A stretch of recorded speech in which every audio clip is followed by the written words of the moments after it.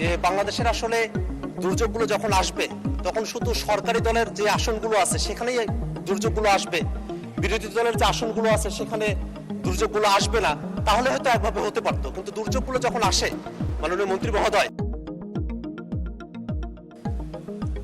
দুর্যোগের বিষয়ে প্রশ্নটা করব মাননীয় দুর্যোগ ব্যবস্থাপনা এবং ত্রাণ মন্ত্রণালয়ের মাননীয় মন্ত্রীর কাছ থেকে আমরা একটা জানবার বিষয় আছে।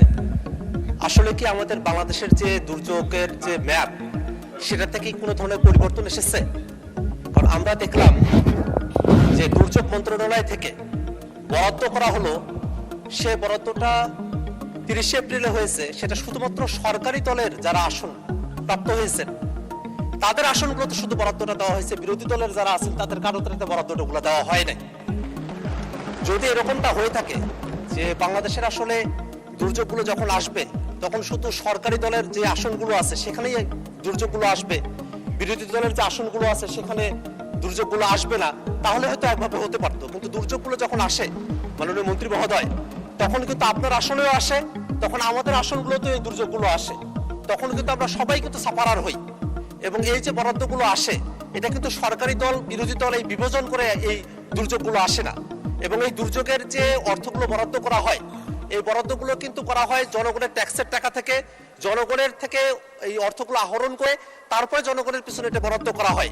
কিন্তু আমরা দেখলাম যে গত 30 এপ্রিলে যে বরাদ্দটা করা হয়েছে 85 লাখ টাকা করে এবং 90 টন করে চাল গম, সেটা শুধুমাত্র সরকারি দলের যারা এমপিরা আছেন বা সরকার দলের যে আসনগুলো আছে সেখানেই সেটা বরাদ্দ করা হয়েছে। কিন্তু বিরোধী দলের কোনো আসনেই এই অর্থ এবং এই যে চাল গম সেটা বরাদ্দ করা হয় নাই, যেটা বিরোধী দলের আসনে যেসব সাধারণ নাগরিকেরা আছেন তাদের প্রতি চূড়ান্ত বৈষম্য। এবং 24-এর পরে এরকম বৈষম্যমূলক কোনো নীতি বাংলাদেশে চলতে পারে বলে আমরা মনে করি না।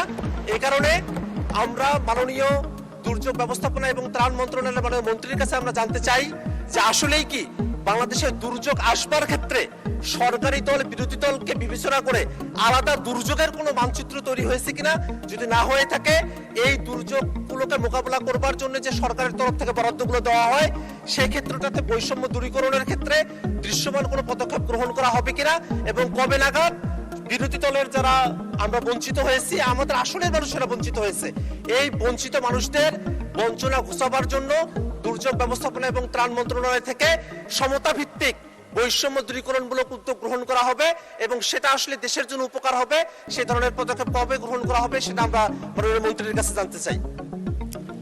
মাননীয় সদস্য, আপনাকে ধন্যবাদ। মাননীয় মন্ত্রী, ভেরি ফান্ডামেন্টাল কোশ্চেন একটা, if it is true and fair, আপনি দয়া করে একটু উত্তর দেন, আমরা সকলেই শুনি। ধন্যবাদ আপনাকে। মাননীয় স্পিকার, আপনাকে ধন্যবাদ। মাননীয় সদস্যকে ধন্যবাদ।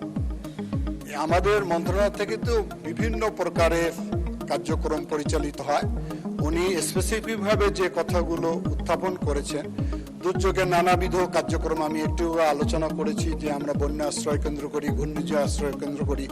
যখন যেখানে দুর্যোগ সংগঠিত হয় জেলা পর্যায়ে প্রত্যেকটা জেলা প্রশাসকের কাছে আমাদের বরাদ্দ দেওয়া রয়েছে জিআর গ্যাস এবং জিআর রাইস। আর উনি টিআর কাবিখার কথা বলেছেন, যে সমস্ত এমপি মহোদয়রা আমাদের কাছে চাহিদা পত্র দেয় সেখানে আমরা বরাদ্দ দিয়ে থাকি। আমার মনে হয় যে কাল পরশুর মধ্যে ওনারা ওনাদের বরাদ্দ পেয়ে যাবেন। ধন্যবাদ। আপনারাও পেয়ে যাবেন, আপনারাও পেয়ে যাবেন। ধন্যবাদ আপনাদের। আপনার পরশুর মধ্যে যারা চাহিদা পত্র দিয়েছেন তাদেরকে আমরা বরাদ্দ দিয়েছি, ইনশাল্লাহ পেয়ে যাবেন। ধন্যবাদ আপনাদের।